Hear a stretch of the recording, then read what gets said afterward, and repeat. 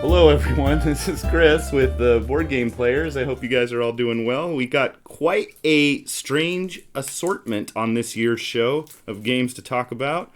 But before we talk about our random assortment of games, of course I'm joined by Pace and Elvis. How you guys doing? Well, you know. Is that you opening some candy right now? Yeah, it's a throat lozenge.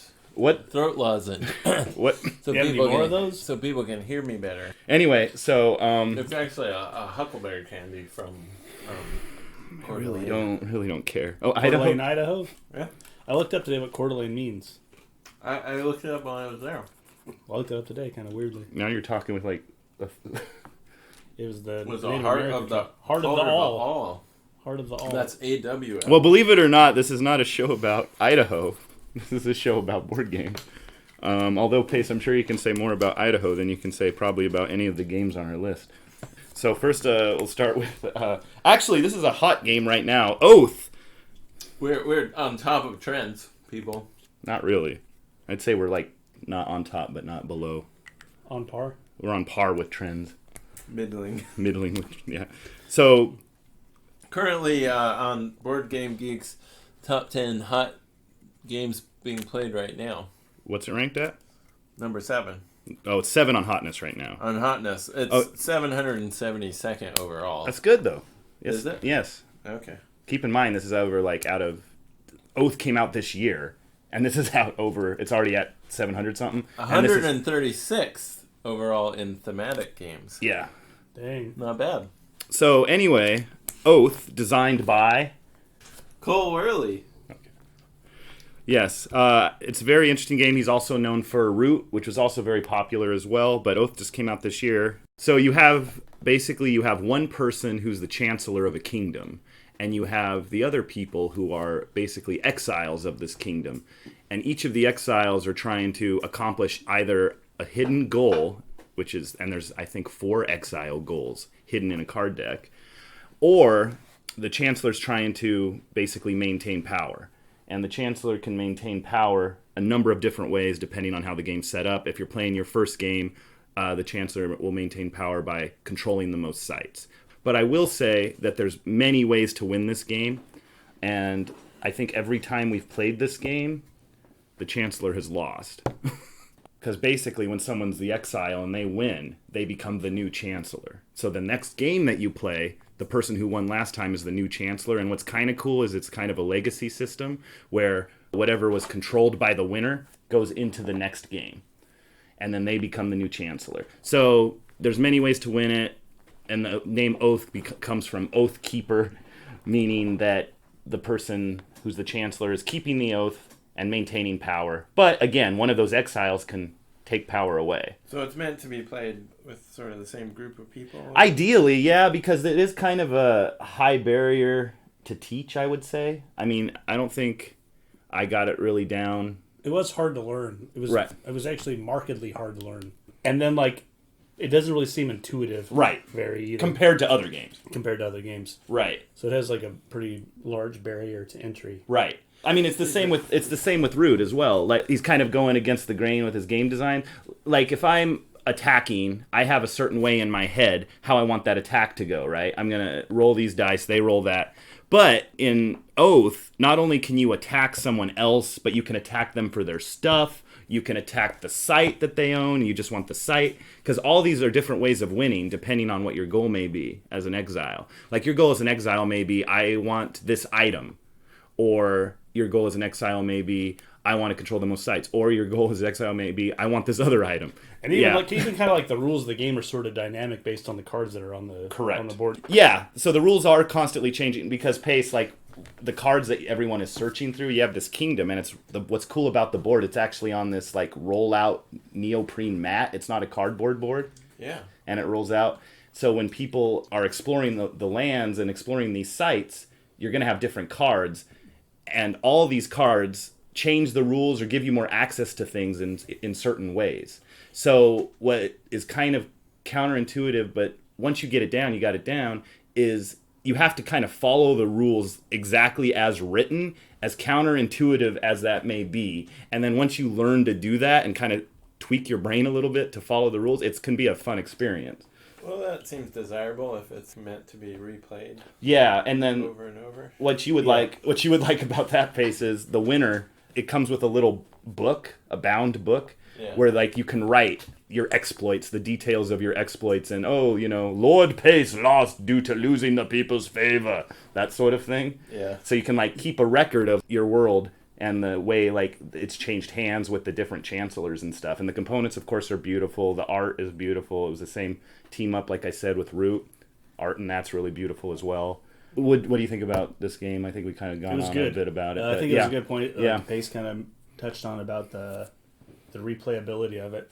Yeah, but it's like a game that like you could play a lot of times, and it's going to be completely different. It's going to be a little bit different every time. Yeah. So it's a little bit hard to learn, but once you got it, it's potentially pretty fun. What about what was the game that we did the last game where we all were basically a turn away from winning? Yeah, that was pretty. Yeah, that was pretty tense. That was a pretty interesting it basically setup. Just came down to turn order. Yeah, because we all basically said to wait until like came back to our turn, and we all, I think at least 3 of the 4 of us that were playing could have won. Right.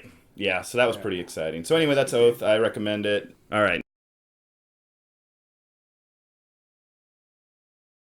Next game we'll be talking about is Dune. We played that same night. I think Elvis is Oath, incidentally. Yeah. Dune is a classic game. I mean, I'm sure anyone listening to this podcast knows what Dune is and who wrote Dune. Also, worth mentioning that Frank Herbert has a Tacoma connection. Yes, where we're broadcasting now. We have McMinimans, which is kind of a well-known chain here in the Pacific Northwest, about 2 blocks down that has a room. You can stay in a room named after Frank Herbert. When did the original, you don't know if you have it up there, Pace, but the original Dune board game, I think it's older than us. It came out in, I think, right around maybe the first movie. At any rate, the publisher, Gale Force 9, finally came out with an update to Dune, kept most of the original design. 1979. Oh, sorry, 79 was the original Dune. And who designed that? I believe it was Bill Eberl, Jack Kittredge, and Peter Olatka. Yes. Anyway, very asymmetrical game. You can play as factions from, classic Dune. You have the Spacing Guild, you have the Evil Harkonnens, you have the Atreides, you have the Bene Gesserits. Basically, each faction plays completely differently. But ultimately, the way to win is to own a certain amount of strongholds on the board. And if you own that many strongholds, I believe it's 4 strongholds, assuming you're not in alliance with somebody. You own 4 strongholds, you win the game. This is definitely a war game, you would say, right? Yeah. And the way a turn works is we're all on the planet Arrakis, and we're all trying to get spice. And, of course, you can't do anything without spice.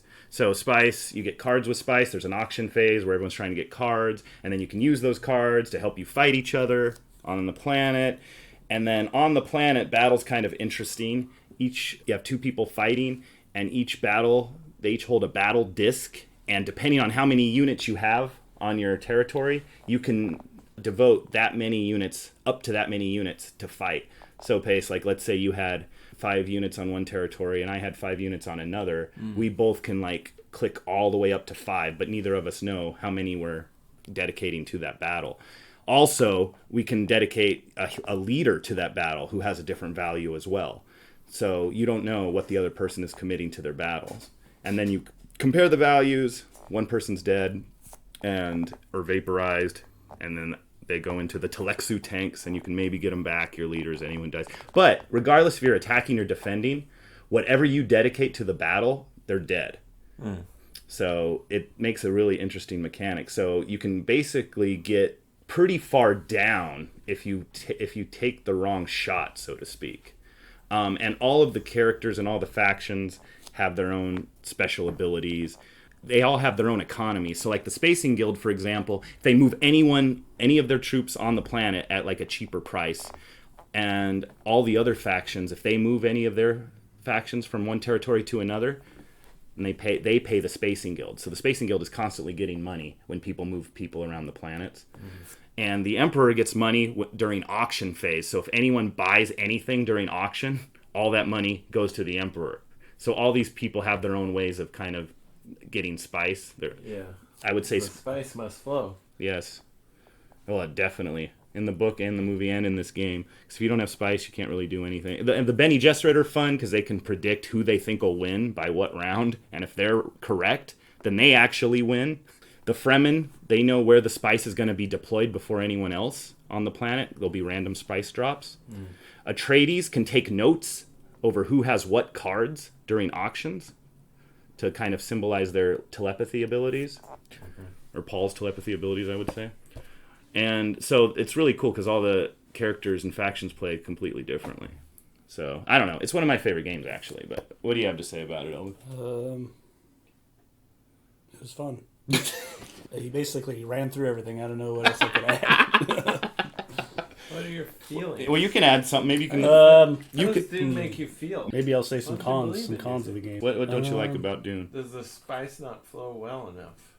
That could... Actually, that is a thing. Yeah. Because if you don't have the spice, you feel kind of shackled, really. There can be kind of a runaway leader problem in the game, I think, if you're not careful. Yeah, maybe. Seems like the Spacing Guild? Spacing Guild, little OP maybe. You think? With the movement, because I feel like the movement's really important in the game. Like being able to move, because he's moving painfully slow, it feels like. Right. Yeah. What did you say? A little what? Overpowered. OP.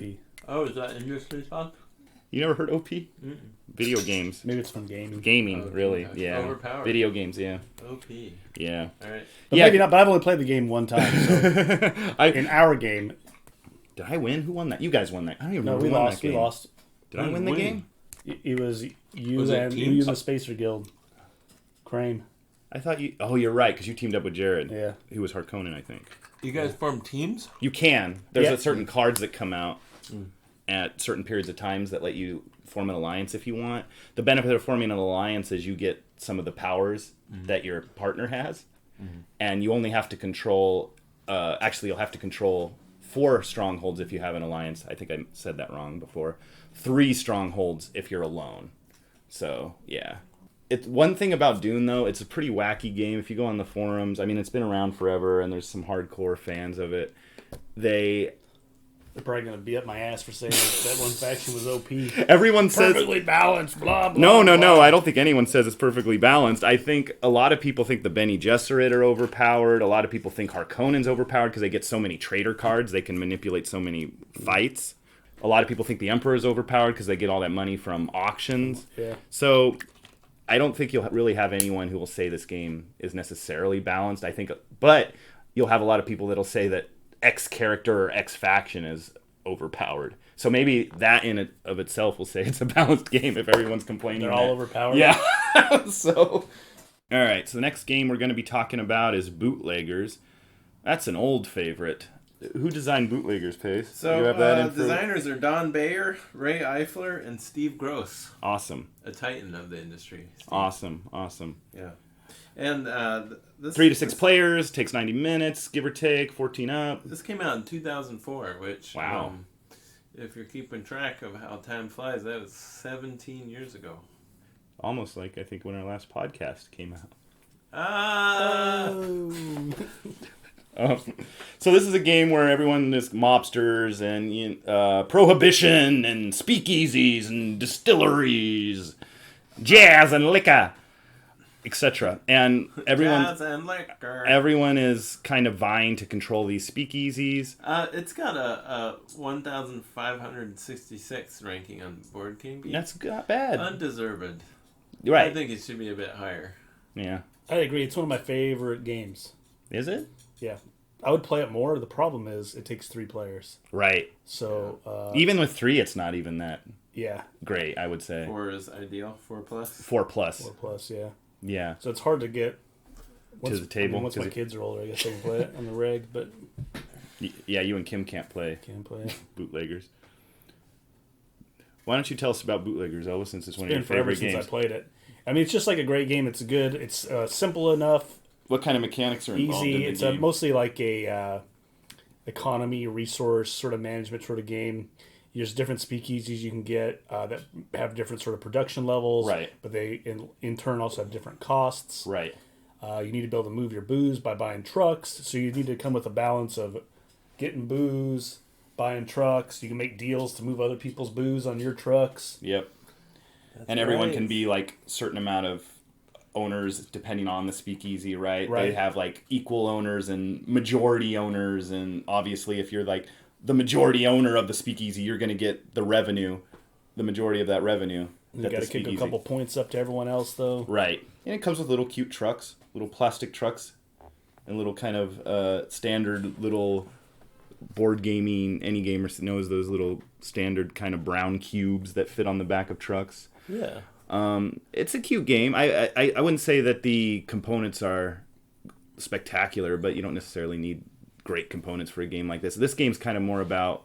I tend to like games with a lot of player interaction. I don't like games that a lot of people are kind of playing their own solitaire games, if that makes any sense.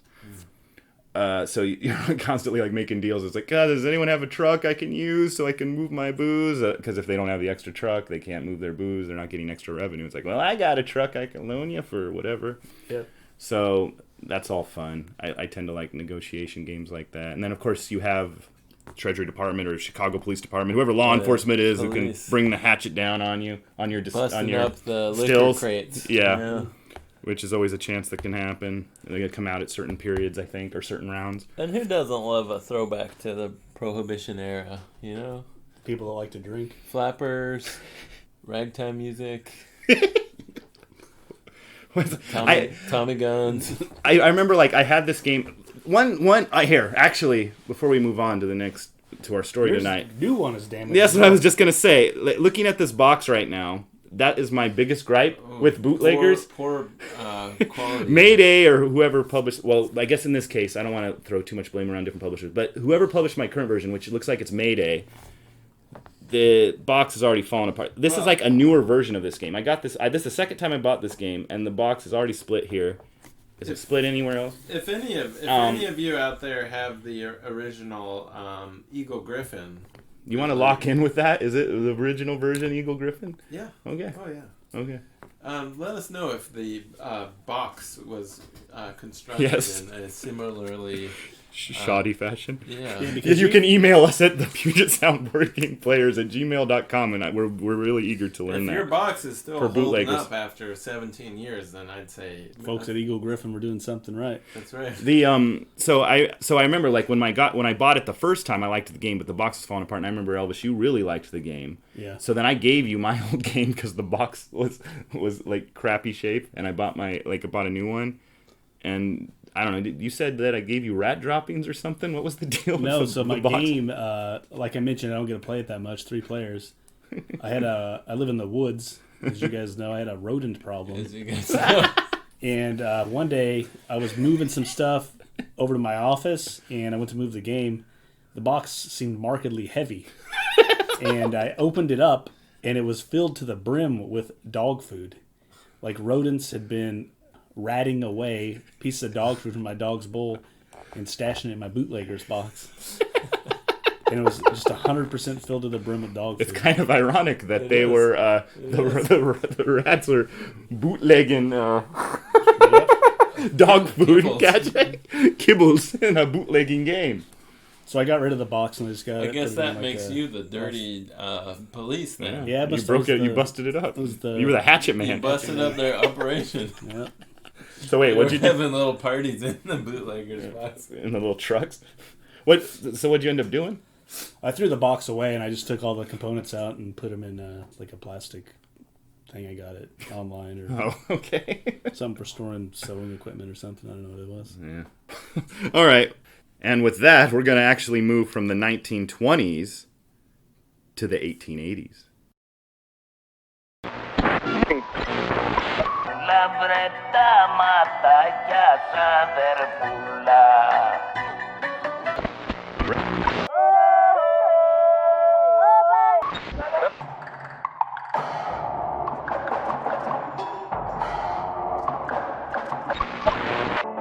You should remember that you were born to die.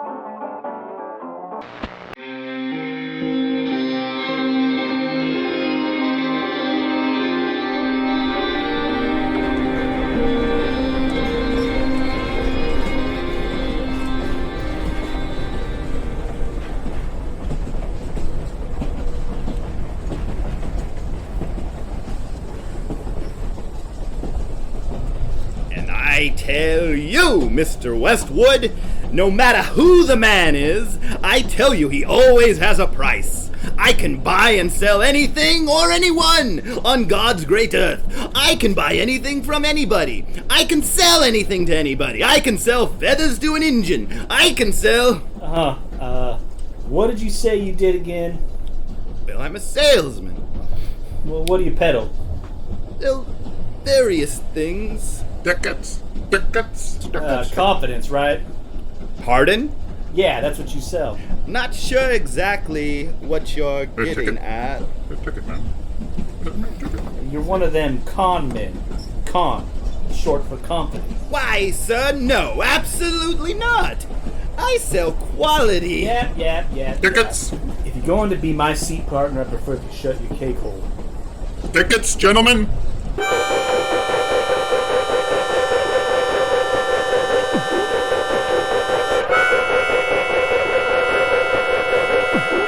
How much? Well, I'd say you have about $20 in silver here. $20? Yes, sir. The market isn't exactly at its zenith, sir. Fine. Do it. Right away.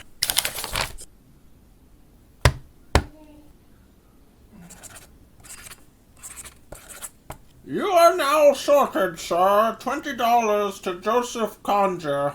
Have a good day. Yeah.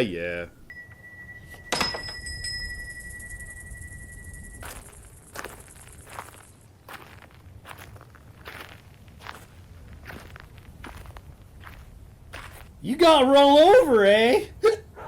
What's it to you? Nothing but a laugh. I just hate to see good people get taken liberties with. You're crocked, aren't you? Un petit pot. What's that? Little bit. Well then, give my regards to old Granddad. Wait! What's that? Treasure map.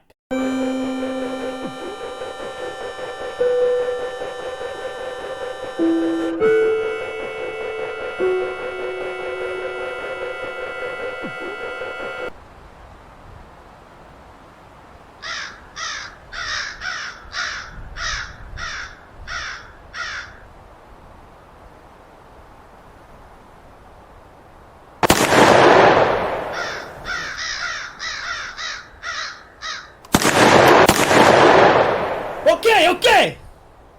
Drop the map slowly. I tell you, Primus, you drive a hard bargain. I prefer the Colt to all the skunking around. I hear that, Primus.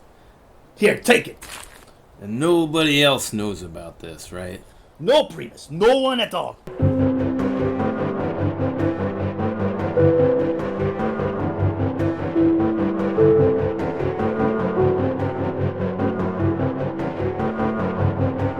At the risk of sounding uncouth, Mr. Westwood, I will say you are a dreadful traveling partner. Is that your hard sell? Believe me, Mr. Westwood, you have your price as well as your desire.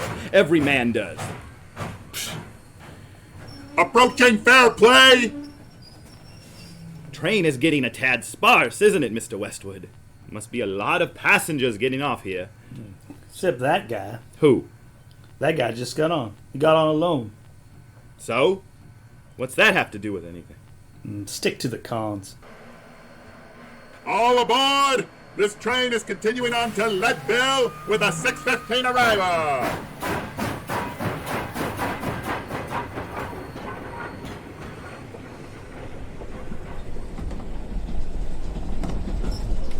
Mind if I join you? But you're right. I'm Westwood. Pleased to make your acquaintance. I'm Joe. Pleasure. So you heading to Leadville? That's where the train goes. You're prospective? For my sins, yeah. Oh, having a hard time. Why? You offering to shoot someone for me with that pistol?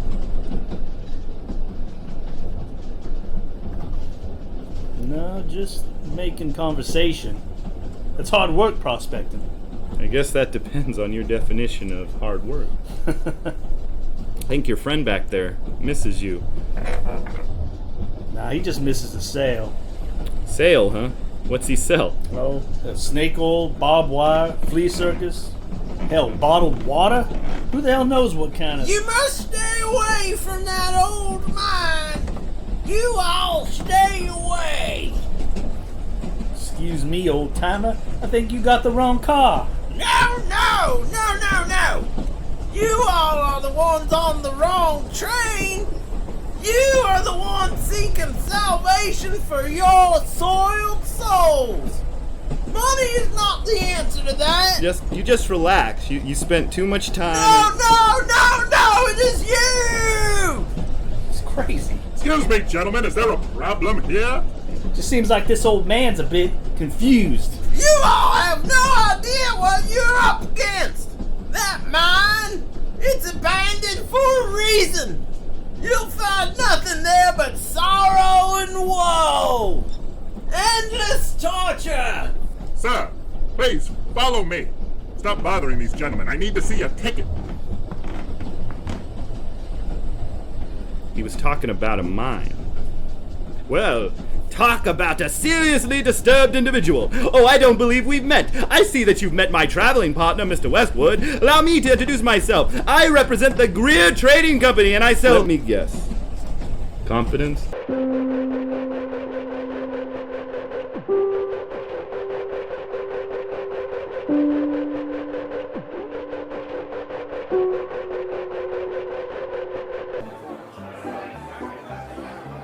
Well now, Mr. Westwood, looks like it's just you and me. Yep, I'm gonna be sending you back to Arkansas with nothing but your bowler hat. Give me 2. We shall see about that, Mr. Westwood. We shall see. I'm taking 3.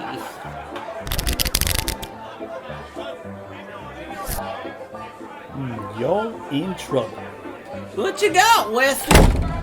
I'm Sharpshooter Sam, and I bet this here treasure map that I can shoot the wings cleanly off any fly in this saloon. There are no flies here!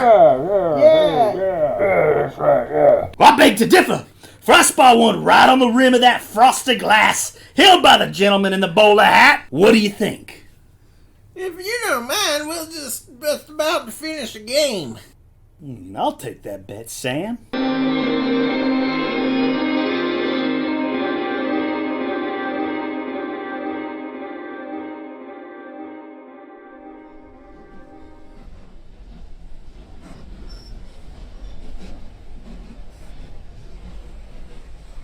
Does this train seem quiet to you? Well, now that you mention it, it does seem a tad soft in here. What's the matter? I haven't seen anybody since that conductor took that old man away. Well, surely someone has to be operating the locomotive, right? Well, not necessarily. Do you see any passengers at all? No. Maybe we should take a look around. Suits me. Excuse me, do you think that's wise? We should be at our destination shortly. You stay here. Let's go, Joe.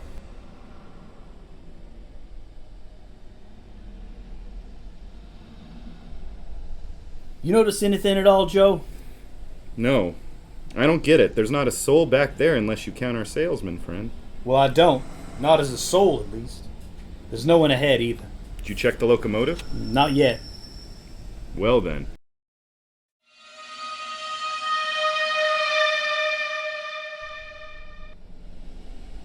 What do you mean there's no one on the train? Just what I said. Believe me now? What? Where is that coming from? Don't know. It's obviously that crazy old man, though. It can't be. It must... Over your head, swinging dicks, all of you. I'm unarmed! You too, Stretch. I'm not packing. Yes, you are. You the one responsible for this? What? What are you talking about? Talking about the train. Talking about the train. What about the train? You haven't noticed that there's no one on the train? You all are on the train. You know what we mean, friend. I ain't your friend. But yes, Apropos, there is something a tad curious about this train. I figured you lot were the ones responsible. Why us? I don't know, only one's here. Not to mention, it's simply more convenient to blame you all. Why is that? Because you all are going to the mine as well.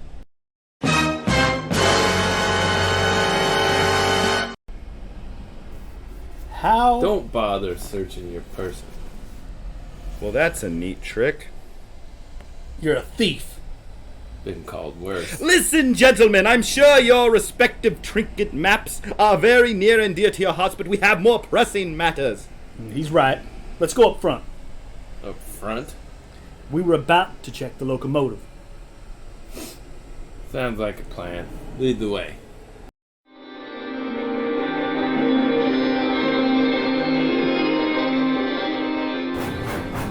I don't see anyone there at all.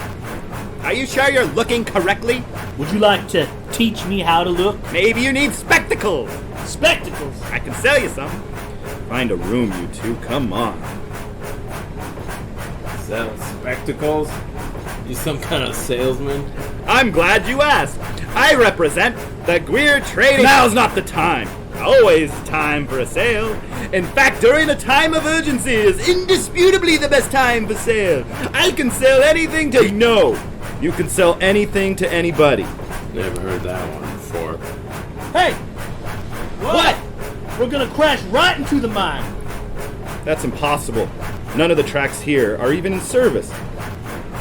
Am I going to believe you or my lying eyes? So you do need spectacles! No! He's right. The emergency brake is out there. No time. No, we have to stop the train. We have to stop it. Hold on! Everyone down! No!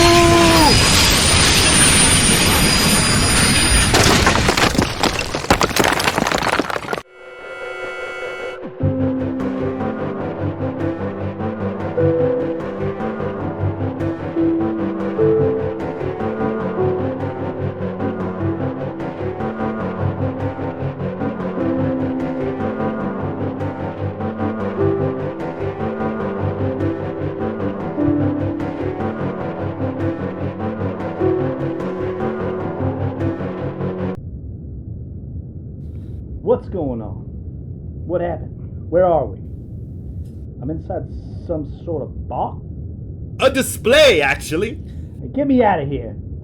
No use. I've been trying to get out of mine for hours. Look. Not a crack. This can't be. What is that? Ah, you have just met my dear friend. He has very particular tastes, don't you? What are you talking about? Well, my dear friend has enlisted my employer, the Greer Trading Company, to complete his collection. What collection? Well, you all, of course. I'm talking about you, Wyatt Westwood the Gambler. You, Joseph D. Conger, the Prospector. And last but not least, Primus McNulty, the Outlaw. But how? Surely, Primus, you recall.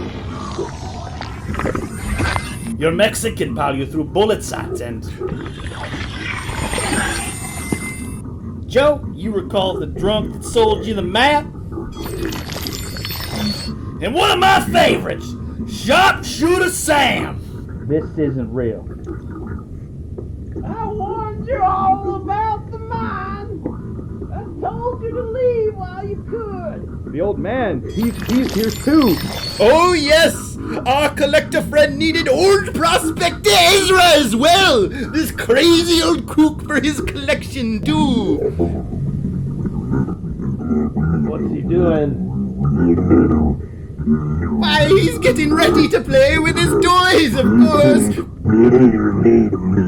I told you all I could sell anything to anyone, even your lives.